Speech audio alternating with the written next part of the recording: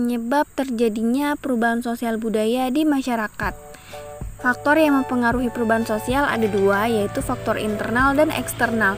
Faktor internal berasal dari dalam masyarakat itu sendiri. Contohnya adalah penemuan-penemuan baru, konflik sosial, pemberontakan, dan dinamika penduduk.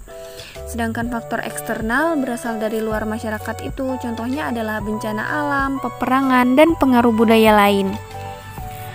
3 jenis penemuan baru dapat terjadi akibat adanya ketidakpuasan masyarakat terhadap suatu hal. Yang pertama ada discovery, penemuan sesuatu yang sudah ada namun belum diketahui sebelumnya. Contohnya adalah lokasi tambang baru.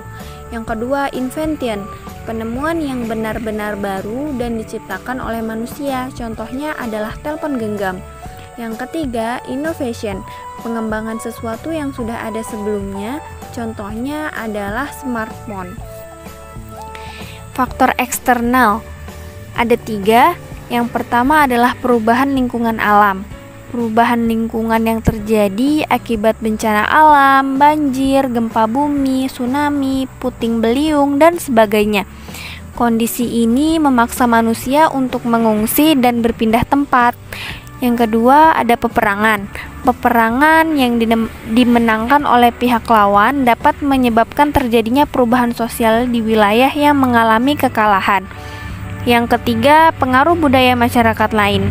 Masuknya pengaruh budaya asing ke suatu daerah lewat proses pertukaran budaya maupun media massa dapat mempengaruhi budaya asli di wilayah tersebut. Faktor internal ada 4. Yang pertama, perubahan jumlah penduduk atau populasi.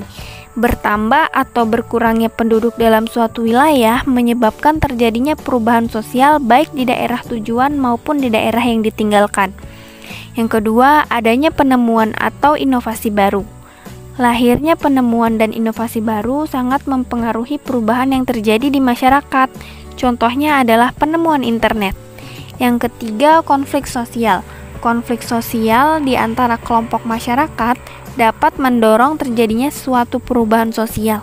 Misalnya, konflik yang terjadi antara warga lokal dengan warga luar daerah. Yang terakhir, terjadinya pemberontakan dan resolusi dalam masyarakat. Pemberontakan terjadi karena ketidakpuasan masyarakat terhadap sistem kekuasaan pemerintah.